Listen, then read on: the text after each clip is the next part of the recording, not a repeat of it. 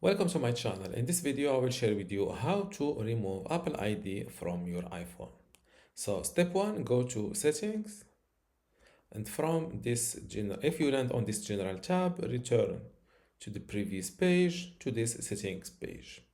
Now tap on your photo or name like this, and then scroll down to the bottom and click on this red sign out.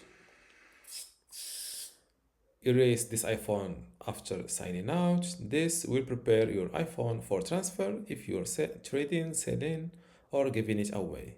Your Apple account, apps you installed, and all associated data will be removed from this iPhone. If you're keeping this device for yourself, you can sign out without erasing. Your Apple account and some data will be removed, but apps and settings will remain.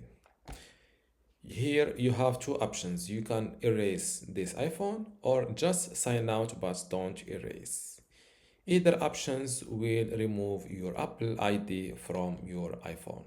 So this is how to sign out, or this is how to remove your Apple ID from your iPhone. If you still have a question, leave it in the comments below and don't forget to give this video a like. Thank you.